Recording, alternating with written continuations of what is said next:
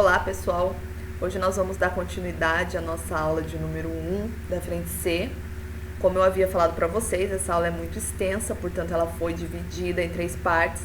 A primeira parte sobre o quinhentismo, a segunda sobre o barroco e a terceira sobre o arcadismo. E hoje nós vamos falar um pouquinho sobre o barroco. Para que vocês possam acompanhar, eu vou deixar os slides aqui. Bom, vamos lá. O barroco, ele foi uma escola literária que começou no Brasil em 1601 e vai até 1768. E a ideia principal do barroco é o homem em conflito. Não esqueçam dessa palavra, conflito. E por que o homem barroco está em conflito? Principalmente pelo contexto histórico que ele vive, né? Nós temos aí a Contra-Reforma, que foi uma resposta da Igreja Católica à Reforma Protestante, à volta dos tribunais da Inquisição e ao fim do glamour, né, das grandes navegações. Tudo isso vai colocar as visões de mundo do homem barroco em conflito. Tá? E ali eu trago para vocês esses extremos da balança. Né? Então nós temos ali um conflito entre eterno e efêmero, entre o espírito e a carne, entre o protestantismo e o catolicismo e entre a fé e a razão. Bom, e o barroco, ele não foi apenas uma escola literária, isso é importante que vocês se lembrem. O barroco foi, na verdade, uma corrente estética que vai passar por diversas maneiras de fazer arte. Então, a pintura, a escultura, a música e a literatura também. Então, vejam lá, trouxe aqui algumas características da pintura barroca. Ela vai trabalhar com contraste entre claro e escuro e luz e trevas. Uma grande expressividade no rosto das pessoas e na perfeição anatômica. Então, quando aparece uma figura humana, por exemplo, nas pinturas barrocas, elas vão ser sempre muito expressivas. A religiosidade está presente, porém a figura da auréola desaparece. Então, quando eu tenho alguma figura bíblica, por exemplo, ela já não aparece mais pintada com uma auréola na cabeça. A maioria dos quadros representa cenas bíblicas, porém apresenta elementos próprios do Renascimento, como a nudez, a sensualidade, a mitologia. Então aqui vocês podem ver nessas características sempre essa ideia de contraste, essa ideia de conflito. E aí temos aqui um exemplo, né? A Dúvida de Tomé, esse quadro lindíssimo do Caravaggio, no qual vocês podem ver, né? Lá no fundo, um fundo escuro, as figuras desenhadas mais à frente com uma luz mais clara. Nós temos ali a figura dos apóstolos, né, e de Cristo, portanto é uma imagem bíblica. E nós temos a cena no qual Tomé duvida da ressurreição de Cristo. E para isso ele precisa encostar, né, em Cristo, ele precisa encostar na ferida. Então, mais uma vez, aí essa ideia entre o divino e a carne. Né? Tem uma curiosidade interessante sobre o Caravaggio. Os estudiosos dizem que ele andava pelas ruas retratando o rosto das pessoas comuns para poder colocar nos seus apóstolos ali e no próprio Cristo. Aqui tem outra imagem muito famosa, as meninas, que vocês podem perceber principalmente essa relação entre claro e escuro e as figuras humanas mais uma vez. É um quadro muito interessante, cheio de enigmas. Bom, e na arquitetura, né? Na arquitetura, o barroco ele vai ter como características dimensões monumentais, o luxo e o excesso de ornamentação. São belíssimas fachadas, interiores de mármore e uma infinidade de detalhes. Todo o espaço deve ser preenchido, né? O estilo rococó. Então, se você entra, por exemplo, numa igreja barroca, se você olhar para o teto, para as paredes, você não vai encontrar espaço sem algum desenho, sem algum ornamento, tá? Então esse exagero barroco, porque isso também causa, né, esse excesso de beleza, esse excesso de ornamentos, causa um conflito, né, no espectador, em quem está vendo a arte barroca. Aqui tem alguns exemplos da arquitetura barroca, algumas igrejas. Né? Olhem essa imagem, né, dentro de uma igreja, percebam, não há nenhum espaço sem algum ornamento, sem alguma escultura. Bom, o barroco na música também terá como característica o excesso. Então, na técnica, pelo uso excessivo de ornamentos e forte apelo à emoção. muitas notas musicais. Então, como que vai ser preenchida a música barroca? Com muita nota musical. Aqui nós temos 2 exemplos, as 4 estações do Vivaldi, muito conhecida, e Jesus, Alegria dos Homens, de Bach. São dois músicos barrocos. Bom, e aí na literatura, que é o que mais nos importa aqui, também essa ideia de conflito, essa ideia de exagero vai continuar aparecendo. Então, olhem lá. O homem experimenta a angústia espiritual. A linguagem barroca vai deixar claro esse estado de inquietação.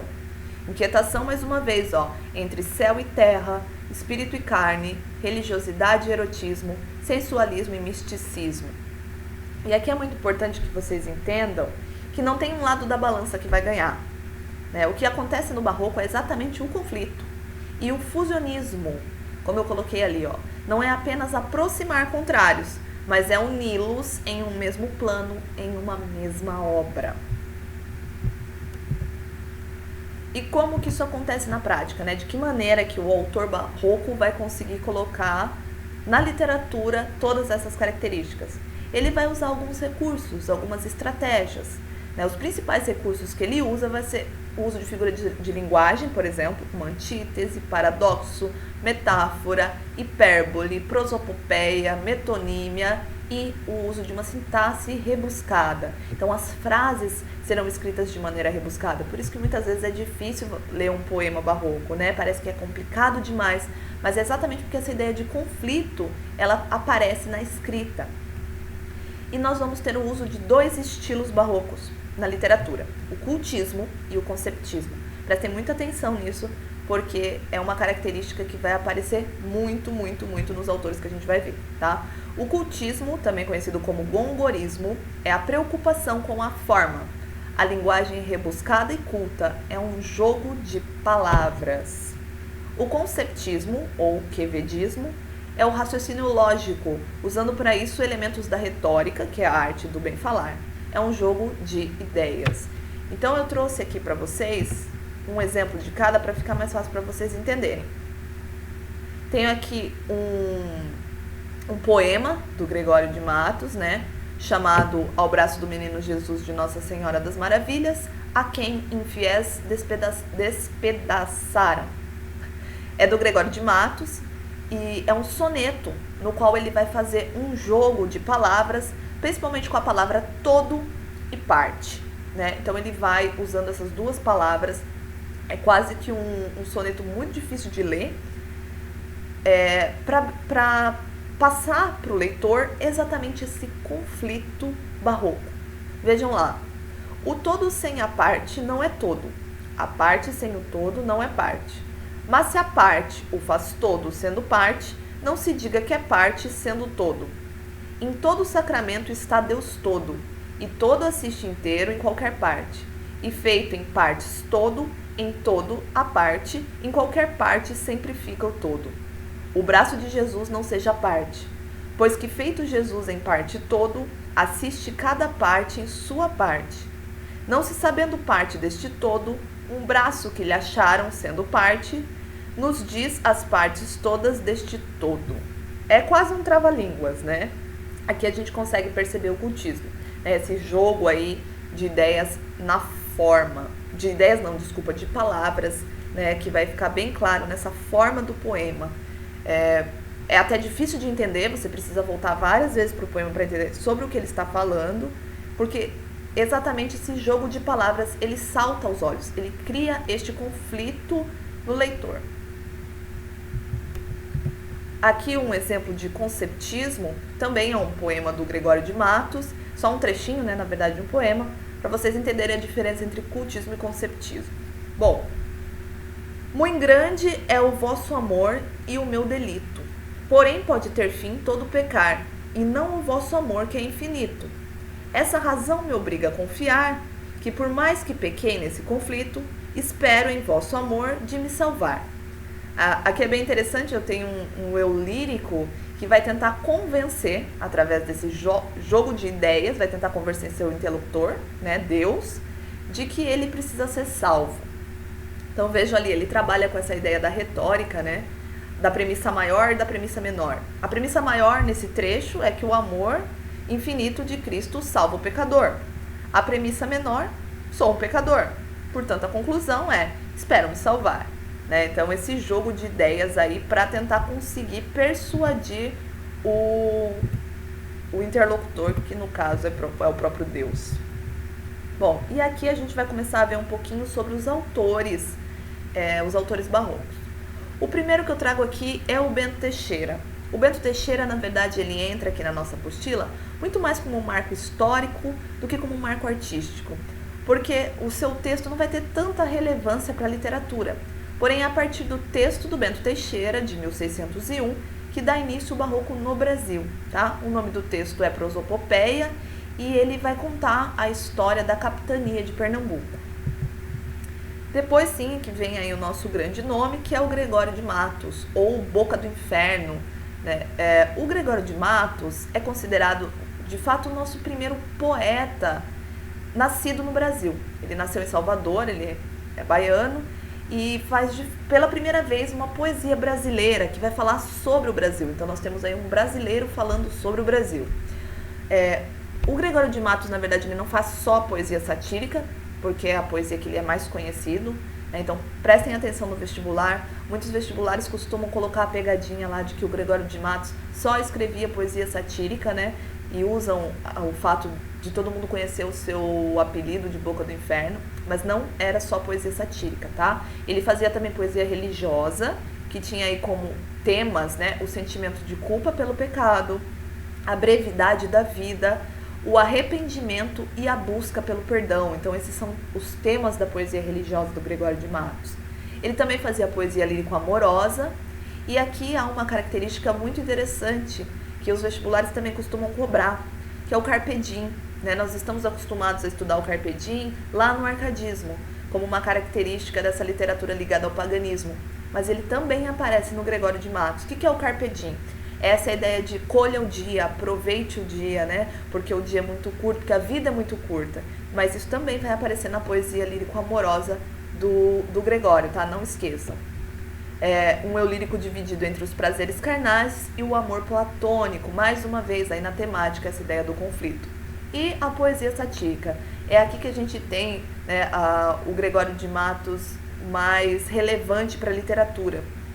De certa maneira, na poesia satírica, ele consegue falar sobre o Brasil, porque a sua crítica e a sua sátira vai estar voltada para as pessoas e para a sociedade brasileira, principalmente para a cidade de Salvador, né, a sua cidade natal. Então vejam lá, ó, ele é um crítico implacável da vida social, política e econômica de Salvador. E quem que ele criticava? Todo mundo. O clero, os governantes corruptos, a nobreza, os malandros, os adúlteros e o povo. Né? Então o Gregório de Matos, nos seus poemas, né, alguns bem pesados, cheios de palavrões, ele criticava todo mundo. Né? E por isso, né, então por causa desses poemas satíricos, é que ele recebe a alcunha de Boca do Inferno ou Boca de Brasa. Ele vai ser uma figura muito popular, mas também cheia de inimigos, aí exatamente por causa dessa veia satírica. E o outro grande nome do nosso barroco é o Padre Antônio Vieira. Tá? O Padre Antônio Vieira vai ter como sua grande característica ser um grande orador. Na verdade, ele é considerado o maior orador em língua portuguesa. Tá? Ele veio para o Brasil bem novinho, então ele nasceu em Lisboa, mas veio para o Brasil bem jovem e estudou no colégio jesuíta. E foi lá que ele começou a aprender, né, as técnicas de retórica, sobretudo, vai virar um grande orador. Tá? Ele escreveu cartas, escreveu profecias, mas o que é mais relevante para a literatura, sem dúvida, são seus sermões. Né? Os sermões do Padre Antônio Vieira, todos muito bem estruturados e todos trabalhados em cima da ideia conceptista barroca. Tá? Essa ideia de convencer o outro, do bem argumentar, né? Como todo o sermão, de fato, deveria ser. Né? Essa ideia de persuasão. Vejam lá. Seus sermões iam muito além do discurso religioso, porque, pensem, no Brasil nesse momento, não havia outra maneira do colono se informar. Então, os sermões do Padre Antônio Vieira, além de terem esse cunho religioso, ele também servia como uma informação, né? Como uma maneira de ter outras ideias. Então, era muito poderoso, né? O orador que dominava a retórica. Quais eram os temas dos sermões do Padre Antônio Vieira? O interesse da colônia. Então, ele defendia a colônia perante a metrópole. As doutrinas cristãs, desculpa, tem um erro ali no slide, cristãs, né? Saiu erradinho, desculpa. A condenação dos costumes desregrados e imorais dos cristãos e da igreja. Então, vejam, ele criticava as imoralidades do povo, mas ele também criticava a própria igreja. Então, ele vai fazer crítica ao clero, aos padres, tá? A defesa dos índios e o messianismo. O Padre Antônio Vieira, ele vai ter uma importância não só na literatura brasileira, né, mas na nossa sociedade como um todo. Ele vai, enfim, viajar o mundo inteiro, vai para a Europa, vai para Roma, para defender os interesses do Brasil, né? Foi uma figura aí muito importante para a nossa história, certo? E para terminar, eu peço que vocês façam os exercícios dessa aula, tá? Não deixem para fazer depois, tirem suas dúvidas e qualquer coisa é só me chamar. Tchau, tchau.